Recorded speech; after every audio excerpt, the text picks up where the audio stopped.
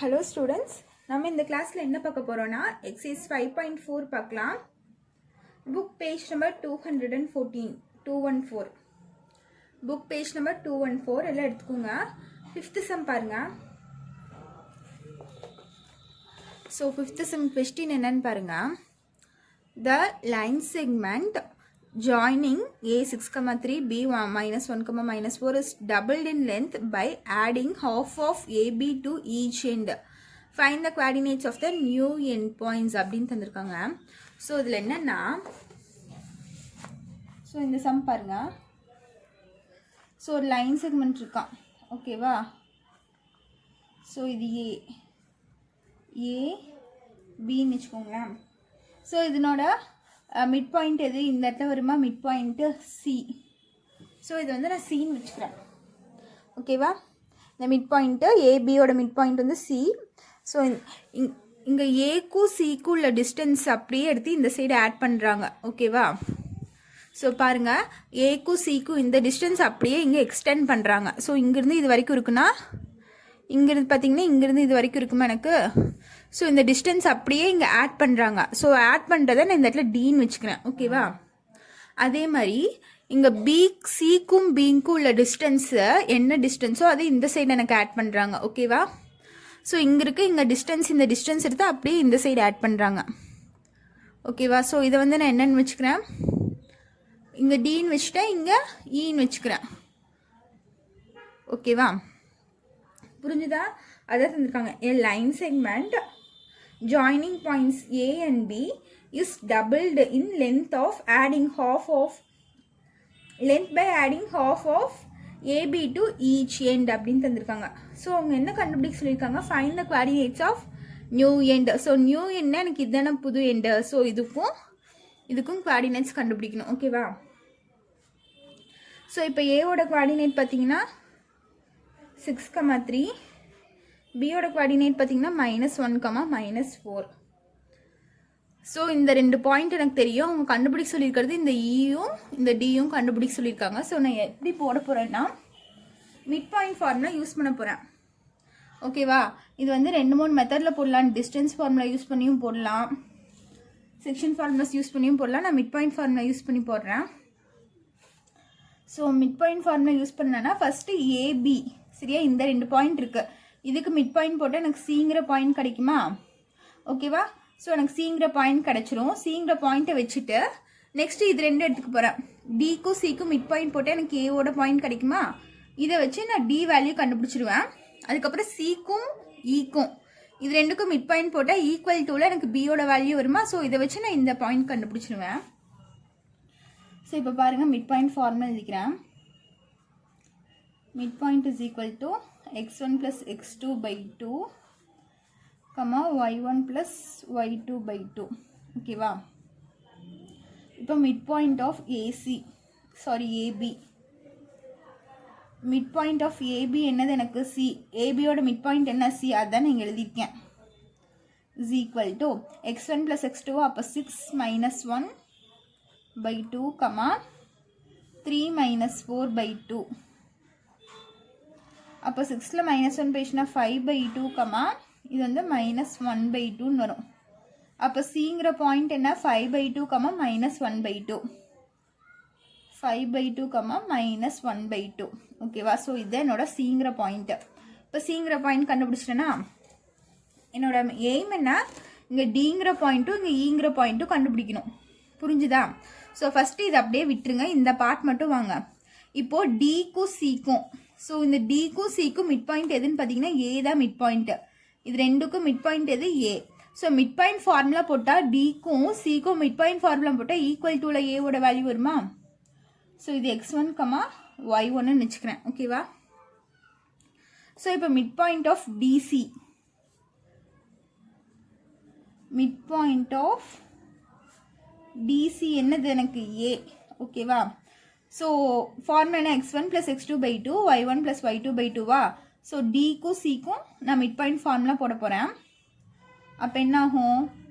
x1 plus x2 என்னது? எனக்கு 5 by 2 by 2,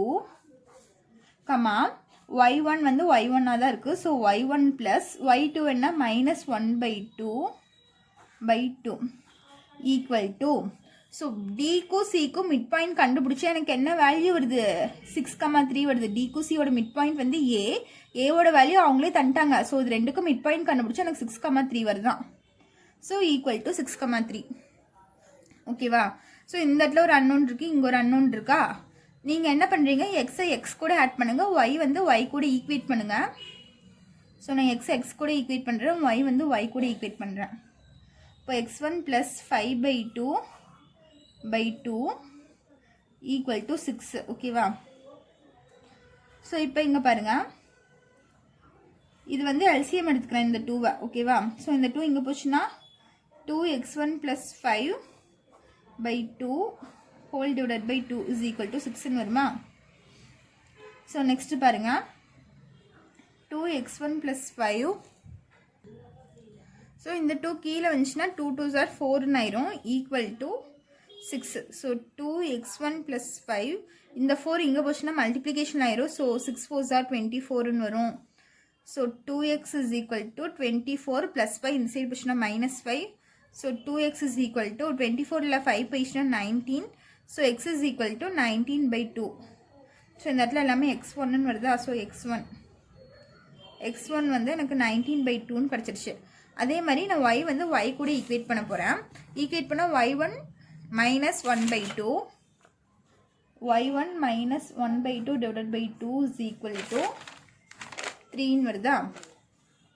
உங்களுக்கு கன்ஃபியூஸ் ஆச்சுன்னா இந்த 2வை நீங்கள் முன்னாடியே இங்கே கொண்டு போயிருங்க. So y1 -1/2 is equal to இங்கே இருக்க 2 இங்கே போச்சுன்னா மல்டிப்ளிகேஷனில் போயிருமா. ஸோ 3 2s are 6 ஆயிரும். இப்போ பாருங்கள் y1 -1/2 இருக்குது, எனக்கு டினாமினேட்டர் இங்கே 1 இங்கே /2 இருக்குது. ஸோ நீங்கள் அப்படியே கிராஸ் மல்டிப்ளை பண்ணிங்கன்னா 2y1 - 1 ஈக்குவல் டு 6 ஆகும். ஸோ 2y1 is equal /2 வருமா எல்சிஎம் எடுத்தா. ஸோ இந்த 2 வந்து இங்கே கொண்டு போனால் 6 2s are 12 ஆயிரும் ஓகேவா. ஸோ 6 2s are 12 ஆயிடுச்சு. So 2y1 is equal to இங்கே இந்த 1 வந்து இந்த சைடு போச்சுன்னா +1 ஆயிரும். அப்போ 12 + 1 13 ஆயிரும். So y1 is equal to 13/2 ஆயிரும். ஸோ இப்போ y1 வேல்யூ கண்டுபிடி. ஸோ x1 y1ஓட எதோட வேல்யூ டியோட வேல்யூ தான் இப்போ கண்டுபிடிச்சிருக்கேன். x1 என்ன 19/2, y1 என்ன 13/2. ஸோ நான் டியோட வேல்யூ ஃபைண்ட் பண்ணிட்டேன்னா ஸோ ஒரு என் பாயிண்ட் நான் கண்டுபிடிச்சிட்டேன். இங்கே இருக்க டியோட வேல்யூ கண்டுபிடிச்சிட்டேன். நெக்ஸ்ட்டு ஈயோட வேல்யூ கண்டுபிடிக்கணும். ஸோ ஈக்கு அதே மாதிரி தான் போடுறேன், இந்த சைடு விட்டுருங்க. இப்போது சிக்கும் ஈக்கும் நான் மிட் பாயிண்ட் போட்டால் எனக்கு பியோட வேல்யூ கிடைக்கும் ஓகேவா. ஸோ அதே மாதிரி தான் சிக்கும் ஈக்கும் நான் மிட் பாயிண்ட் ஃபார்முலா யூஸ் பண்ணி ஈக்குவல் டூவில் பி வேல்யூ போட போகிறேன். ஸோ இது x1 y1 எடுத்திருந்தேன், இது x2 y2ன்னு எடுத்துக்கோங்க. ஸோ இப்போ நான் டி பாயிண்ட் கண்டுபிடிச்சிட்டேன். நெக்ஸ்ட் அதே மாதிரி சிபிக்கு நான் மிட் பாயிண்ட் ஃபார்முலா யூஸ் பண்ணலாமா. ஸோ அதே மிட் பாயிண்ட் ஃபார்முலா தான், மிட் பாயிண்ட் ஆஃப் சிஇ ஓகேவா.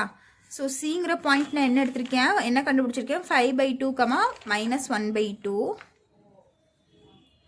ஈயோட பாயிண்ட் என்னென்னு எடுத்திருக்கேன் x2, y2ன்னு எடுத்திருக்கேன் ஓகேவா. ஸோ இப்போ ஃபார்முலா என்ன x1 + y1 sorry x1 + x2/2 y1 + y2/2 வா. ஸோ சப்ஸ்டியூட் பண்ணுங்கள். x1 வந்து 5/2 ப்ளஸ் x2 வந்து x2 தான் இருக்குது /2, y1 வந்து -1/2 ப்ளஸ் y2 டிவைடட் பை 2ன்னு வருது ஈக்குவல் டு இது ரெண்டுக்கும் மிட் பாயிண்ட் கண்டுபிடிச்சா எனக்கு b வருமா. சிக்கும் ஈக்கும் மிட் பாயிண்ட் கண்டுபிடிச்சா எனக்கு b வரும். ஸோ பியோட வேல்யூ என்ன -1, -4 ஓகேவா. ஸோ இப்போ x கூட ஈக்குவேட் பண்ணுங்கள், y வந்து y கூட ஈக்குவேட் பண்ணுங்கள். நான் x கூட ஈக்குவேட் பண்ணுறேன். அப்போ 5/2 plus x2/2 equal to X coordinating என்ன -1 ஓகேவா. ஸோ இந்த 2 இந்த சைடு கொண்டு போயிருங்க. 5/2 plus x2 is equal to இது இந்த சைடு போச்சுன்னா மல்டிப்ளிகேஷன் ஆயிரும். அப்போ -2 ஆயிருமா. ஸோ இப்போ இதுக்கு எல்சிஎம் எடுத்திங்கன்னா 5 plus 2x2/2 is equal to -2ன்னு வரும். இந்த 2 இந்த சைடு கொண்டு போனால் மல்டிப்ளிகேஷன் ஆயிரும். அப்போ 2 2s are 4 ஆயிரும். 5 + 2x2 இஸ் ஈக்குவல் டு -4ன்னு ஆகும். So 2x2 is equal to -4. இங்கே இருக்க +5 இந்த சைடு போச்சுன்னா -5 ஆகும். So 2x2 is equal to ரெண்டும் சேம் சைன். அப்போ ஆட் பண்ணால் என்ன வரும்? -9 வரும். அப்போ x2 = -9/2. ஸோ x2 வேல்யூ கண்டுபிடிச்சிட்டோன்னா நெக்ஸ்ட்டு y வந்து y கூட ஈக்குவேட் பண்ணுங்க. y வேல்யூ என்ன? -1/2 + y2/2 = -4. -1/2 + y2/2 = -4. ஓகேவா? ஸோ இது மேலே அப்படி இருக்கட்டும். y2 இங்கே இருக்க டிவிஷனில் இருக்கட்டும். இந்த சைடு போச்சுன்னா மல்டிப்ளிகேஷன் ஆயிரும். அப்போ 2 4s are 8 ஆயிரும். -8 ஆயிருமா? ஸோ இந்த இடத்துல எல்சிஎம் எடுத்திங்கன்னா -1 + 2y2 = -8. ஸோ 2y2 = இங்கே இருக்க -1 இங்கே போச்சுன்னா +1 ஆயிருமா? இப்போ -8 + 1 ஆயிரும். ஸோ 2y2 = -7 ஆகும். 8ல் 1 போயிடுச்சுன்னா 7. பிக்கஸ்ட் நம்பர் சைன் வந்து மைனஸ். So y2 = -7/2. ஸோ y2வும் கண்டுபிடிச்சிட்டேன். இப்போ x2 y2 ரெண்டுமே கண்டுபிடிச்சிட்டேன். x2 y2 எதனோட குவாடினேட்ஸ்? ஈயோட குவாடினேட்ஸ். ஸோ இ என்னது? x2 வந்து -9/2, y2 வந்து -7/2. ஸோ அவங்க என்ன கண்டுபிடிக்க சொல்லியிருக்காங்க? இந்த ஈயோட குவாடினேட்டும் இந்த டியோட குவாடினேட்டும் தான் கண்டுபிடிக்க சொல்லியிருக்காங்க. ஸோ நான் டியும் கண்டுபிடிச்சிட்டேன். டிக்கு என்ன வந்திருக்கு? 19/2, 13/2. இ கண்டுபிடிச்சது நம்மளுக்கு என்ன வந்திருக்கு? -9/2, -7/2. இது என்னோட final answer. So next 6th sum பாருங்க.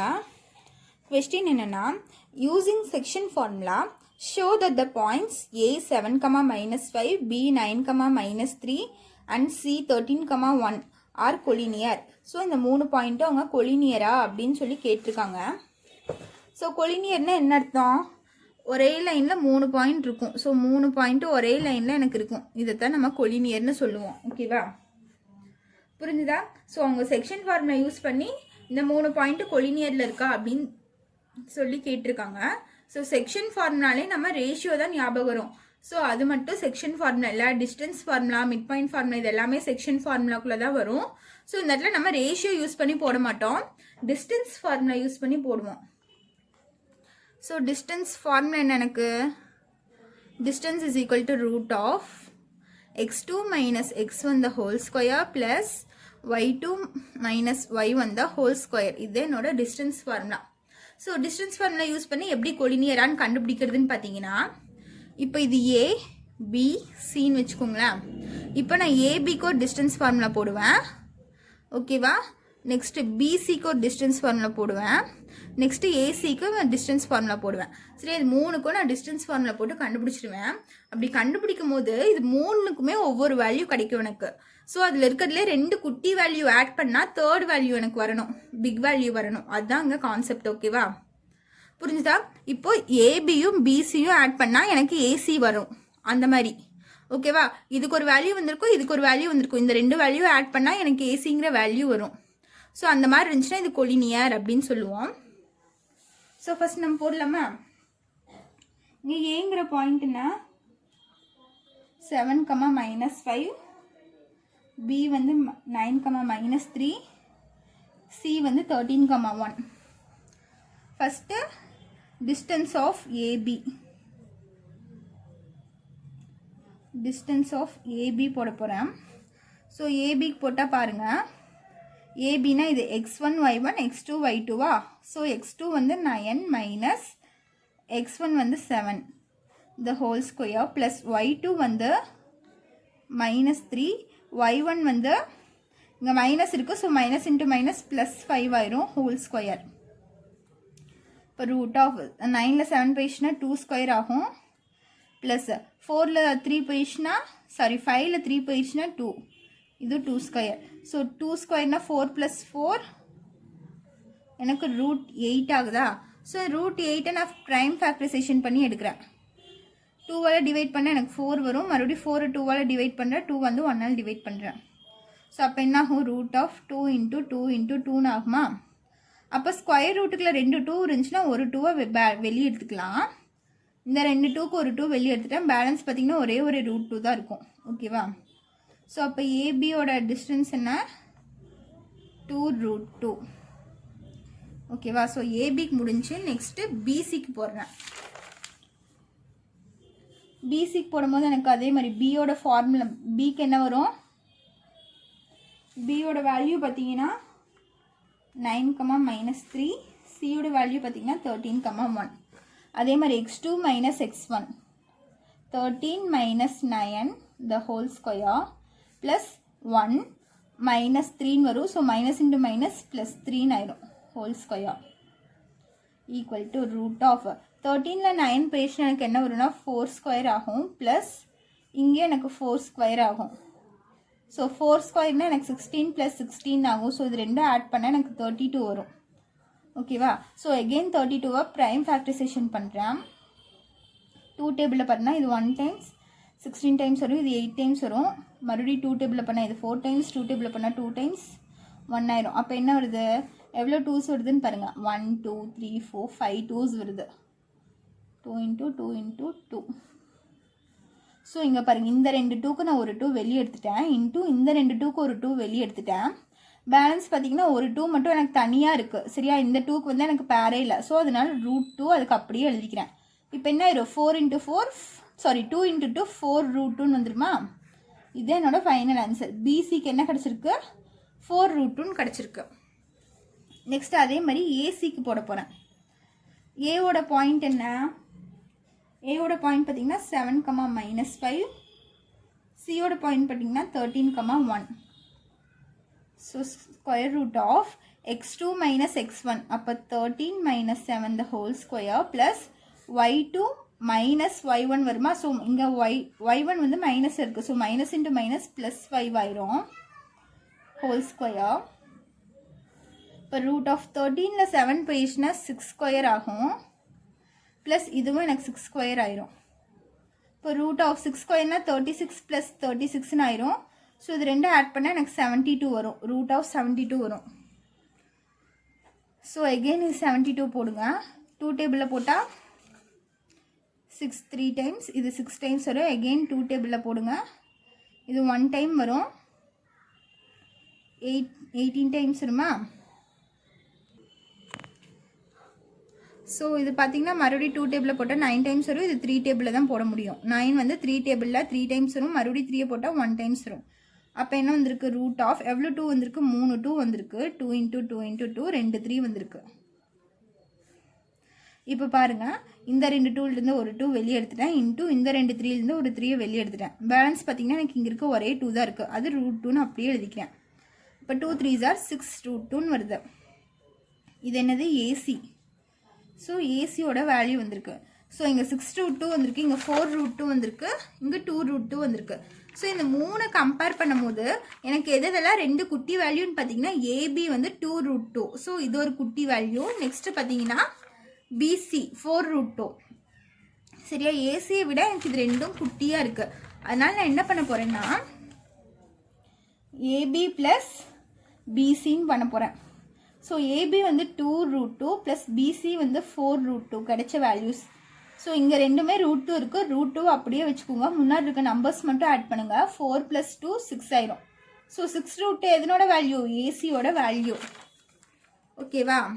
ஏசியோட வேல்யூ என்ன வந்திருக்கு, 6 √2ன்னு வந்திருக்கு. ஸோ 2 குட்டி வேல்யூ நான் ஆட் பண்ணால் எனக்கு ஏசியோட இன்னொரு வேல்யூ கிடச்சிருச்சா, ஏசியோட வேல்யூ கிடச்சிருச்சா? அப்போ AB plus BC is equal to AC. Therefore, the given points are collinear.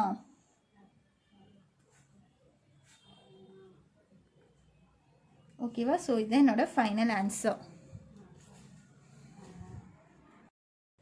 So இதோட இந்த எக்ஸசைஸில் 6th சம் முடிஞ்சு. இனி பேலன்ஸ் பார்த்தீங்கன்னா 7th சம் மட்டும் இருக்குது. 7th சம் நீங்கள் ஒர்க் அவுட் பண்ணி பாருங்கள். ஓகேவா? ஸோ அதில் ஏதாச்சும் டவுட்டாக இருந்துச்சுன்னா கமெண்ட் பண்ணுங்கள், நம்ம நெக்ஸ்ட் கிளாஸில் எடுக்கலாம். ஸோ இதில் ஒன்றும் பார்த்தீங்கன்னா உங்களுக்கு ஒரே ஒரு எக்ஸசைஸ் இருக்குது. சரியா? அந்த ஒரு எக்ஸசைஸ் மட்டும் முடிச்சுட்டு நம்ம கிராஃப் பார்க்கலாம். கிராஃப் ஒன்றும் நம்மளுக்கு பேலன்ஸ் இருக்குது 3rd யூனிட்டில்.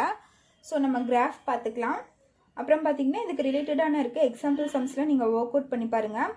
நீங்கள் ஒர்க் அவுட் பண்ண தான் மேக்ஸ் ஈஸியாக இருக்கும். சரியா? ஃபார்முலாஸில் எழுதி பாருங்கள், இல்லைன்னா உங்களுக்கு சீக்கிரம் மறந்துடும். ஸோ இதுதான் நம்மளுக்கு 10th பேசிக்கு. ஸோ இந்த பேசிக் தெரியாமல் 10th போய் நம்மளுக்கு கொஞ்சம் கஷ்டமாக இருக்கும் ஸ்டார்டிங்கில். ஸோ நீங்கள் இப்போவே படிச்சிட்டிங்கன்னா 10th ரொம்ப ஈஸியாக இருக்கும். ஸோ நம்ம எடுத்த சம்ஸில் ஏதாச்சும் டவுட் இருந்துச்சுன்னா கமெண்ட் பண்ணுங்கள். தேங்க்யூ.